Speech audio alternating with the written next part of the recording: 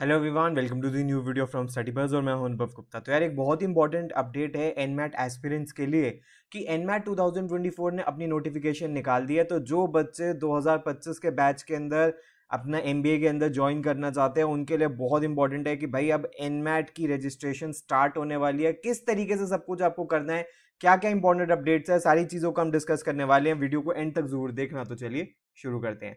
इससे पहले फ्रेंड्स हम स्टार्ट करें, I would like to request you please channel को सब्सक्राइब करके बेल आइकन जरूर प्रेस कर देना ताकि सारी इंपॉर्टेंट वीडियोस की नोटिफिकेशन आपको मिलती रहे। और आप हमारे साथ इंस्टाग्राम पे भी कनेक्ट हो सकते हो। हमारा इंस्टाग्राम हैंडल है studybuzz_education। इसके ऊपर हम डेली बेसिस पे बहुत इंपॉर्टेंट कंटेंट पोस्ट करते हैं। हमारे फेसबुक ग्रुप का नाम है स्टडी बस। तो फ्रेंड्स अगर हम एनमैट के बारे में बात करें तो एनमैट की जो अपडेट आती है वो इस वेबसाइट पे आती है mba.com/exam/nmat। और एनमैट की डिटेल्स में आप देख सकते हो कि इन्होंने अपनी नोटिफिकेशन निकाल दी है कि 1 अगस्त से ये शुरू कर रहे हैं। यानी कि जैसे ही कैट के फॉर्म्स 1 अगस्त को आ रहे हैं, एनमैट के फॉर्म्स भी 1 अगस्त को आ रहे हैं। और जो इन्होंने आपको विंडो दी है फॉर्म भरने की, वो अच्छी खासी विंडो दी है आपको। ऑलमोस्ट 3 महीने की, 2.25 महीने की विंडो दी है। और 10 अक्टूबर तक का आपके पास टाइम है इसके अंदर अप्लाई करने का। उसके बाद आपको एनमैट शेड्यूल अपनी मर्जी से करना पड़ता है इन दी विंडोज जब जब हो रही होती है। तो जो ये शेड्यूलिंग स्टार्ट हो रही है कि आप कब से अपना एग्जाम शेड्यूल करना स्टार्ट कर सकते हो, वो रजिस्ट्रेशन के स्टार्ट साथ ही कर सकते हो कि आप 1 अगस्त से ही अपनी शेड्यूलिंग स्टार्ट कर सकते हो। और रजिस्ट्रेशन एंड होने के बाद भी इन्होंने 4 दिन का आपको ग्रेस पीरियड और दिया है शेड्यूलिंग करने के लिए, शेड्यूल करने के लिए एग्जाम। तो मान लीजिए आप लास्ट डेट पे फॉर्म भरते हो, जो कि मैं बिल्कुल सजेस्ट नहीं करूंगा कि लास्ट डेट पे फॉर्म भरो, लास्ट डेट पे शेड्यूल करो। डिजायर्ड स्लॉट्स नहीं मिलते, पहले ही हो जाना चाहिए ये काम। अगस्त सितंबर के अंदर ही हो जाना चाहिए। जो एनमैट इस बार होगा, इस बार थोड़ा सा डिले है। इस बार ये अक्टूबर से नहीं स्टार्ट कर रहे, ये नवंबर से स्टार्ट कर रहे हैं। नवंबर 5 से आप स्टार्ट कर सकते हो किसी भी विंडो के अंदर जहां पे अवेलेबिलिटी हो। और आपका जो लास्ट डे है एग्जाम का वो 20 दिसंबर है।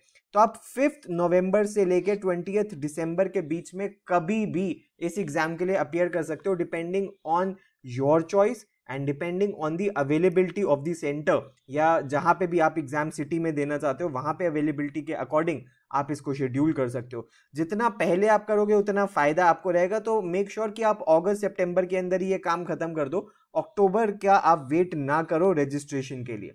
फर्दर अगर हम एनमैट के बारे में बात करें तो हर एक सेक्शन, अब देखिए सेक्शंस के अंदर कोई चेंजेस नहीं है, हर एक सेक्शन में इक्वल नंबर ऑफ क्वेश्चंस है बट टाइमिंग्स अलग है। For example language skill section में 36 क्वेश्चंस है लेकिन 28 मिनट्स है। क्वांट्स के अंदर 36 क्वेश्चंस है लेकिन 52 मिनट्स है, सबसे ज्यादा टाइम दिया जाता है। एलआर में भी 36 क्वेश्चंस और 40 मिनट्स है। टोटल आपको 108 क्वेश्चंस है और 120 मिनट्स का आपको टाइम दिया जाता है। इसमें किसी भी तरीके की नेगेटिव मार्किंग नहीं होती इस एग्जाम के अंदर। तो यानी कि आप सही करो क्वेश्चन या सही करोगे तो मार्क्स मिलेंगे, गलत करने के ऊपर आपको कोई पेनल्टी नहीं मिलेगी। तो इस चीज का आपको ध्यान रखना है कि एनमैट जो होता है वो एक अडेप्टिव एग्जाम होता है। किस तरीके से, इसके बारे में अभी हम बात करने वाले हैं। अगर हम इससे पहले बात कर ले कि क्या क्या सिलेबस है, तो सिलेबस आप देख सकते हो कि लैंग्वेज स्किल्स के अंदर आपको आरसी है, पैराफॉर्मिंग है, एरर आइडेंटिफिकेशन यानी कि ग्रामर, उसके बाद प्रेपोजिशंस हैं, सेंटेंस कंप्लीशन है एंड एनालिजीज हैं, इसके क्वेश्चंस आपको देखने के लिए मिलेंगे। उसके बाद लॉजिकल रीजनिंग के बारे में अगर हम बात करें तो इसमें क्रिटिकल रीजनिंग है, एनालिटिकल रीजनिंग है, डिडक्शन है एंड अदर रीजनिंग, जिसको हम बेसिक एलआर कहते हैं, वैसा भी पूछा जा सकता है। अगर हम क्वांट्स के बारे में बात करें तो क्वांट्स के अंदर नंबर प्रॉपर्टीज है, अरिथमेटिक है, एल्जेब्रा है, प्रोबेबिलिटी है, data integration, caselets and tables है, data integration, graphs and charts and data sufficiency है। अगर आप इनकी वेबसाइट के ऊपर जाओगे तो आपको इनका डिटेल्ड सिलेबस भी मिल जाएगा, उस डिटेल्ड सिलेबस को जाके भी आप पढ़ सकते हो। तो फ्रेंड्स अगर हम बात करें कि स्कोरिंग किस तरीके से होती है, तो हर एक सेक्शन की जो स्कोरिंग है वो रेंज के अंदर होती है, 12 से लेके 120 स्कोर तक। और आप देख सकते हो यहाँ पे अगर आप NMIMS टारगेट कर रहे हो तो जो आपका स्कोर होना चाहिए वो 230 240 के अराउंड होना चाहिए। 230 प्लस तो डेफिनेटली होना चाहिए। अब डिपेंड करेगा, हर साल NMIMS की कट ऑफ अलग रहती है।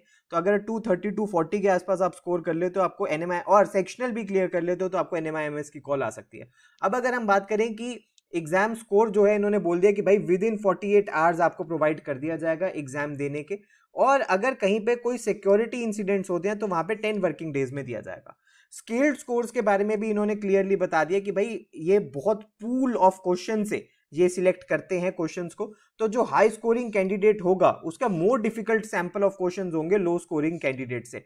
तो यानी कि किन्हीं भी दो बच्चों का पेपर सेम नहीं होने वाला, बहुत सारे पूल ऑफ क्वेश्चंस में से अडेप्टिव एग्जाम ये बनाते हैं। तो अगर आप पेपर को सही करते जाते हो तो आपका सब्सिक्वेंट क्वेश्चंस डिफिकल्ट होते जाते हैं, और अगर आपकी गलतियां ज्यादा हो रही है तो आपको इजी क्वेश्चंस देखने के लिए मिलेंगे। तो अगर आपका स्कोर ज्यादा आया तो आपका पेपर डिफिकल्ट था, अगर आपका स्कोर कम आया तो आपका पेपर इजी था। ये इस तरीके से एग्जाम चलता है। अगर हम टॉप कॉलेजेस के बारे में बात करें एनमैट में, तो एनमैट का सबसे बेस्ट कॉलेज है एनएमआईएमएस मुंबई। लेकिन एनएमआईएमएस मुंबई के अलावा भी एनएमआईएमएस के कई सारे कैंपसेस हैं, इनको आप टारगेट कर सकते हो। अभी इसके बारे में भी हम डिटेल में बात करेंगे। केजे सोमाया को आप टारगेट कर सकते हो, एसडीए बॉकनी एनमैट का स्कोर एक्सेप्ट करता है, एक्सआईएम यूनिवर्सिटी अपने एचआरएम प्रोग्राम के लिए एक्सेप्ट करती है, तापमी मणिपाल करता है, ग्रेट लेक्स करता है, आईएसबीआर करता है, आईएफएमआर करता है, सॉइल गुड़गांव है, इक्फाई बिजनेस स्कूल है, एसपी जैन सिर्फ अपने जीएमपी प्रोग्राम के लिए करता है।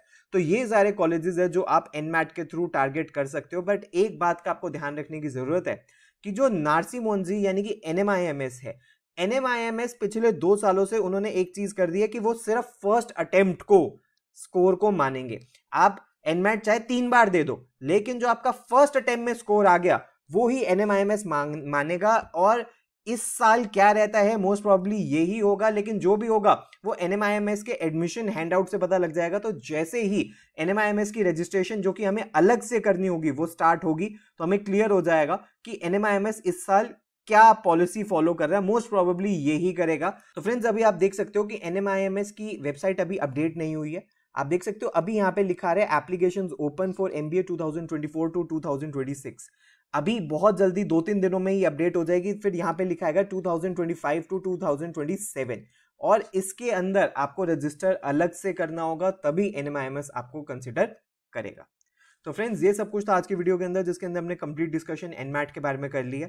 वीडियो पसंद आई तो लाइक जरूर करना, अपने सारे फ्रेंड्स के साथ जरूर शेयर करना। अब एनमैट की अपडेट आ गई है, एनमैट की नोटिफिकेशन भी आ गई है, एनएमआईएमएस की भी जल्दी आ जाएगी। तो अगर आप चैनल को सब्सक्राइब कर दोगे तो जैसे ही इनकी फर्दर अपडेट्स होंगी हम आप सबके साथ शेयर करेंगे। अगर आपकी कोई भी क्वेरी है आप हमें व्हाट्सएप ईमेल कर सकते हो। प्लीज हमारे साथ इंस्टाग्राम पे जरूर कनेक्ट हो जाना। और अगर आपको हमारे क्रैश कोर्स या टेस्ट सीरीज में एनरोल करना है तो ये हमारी वेबसाइट है। So thanks a lot, all the best, God bless you.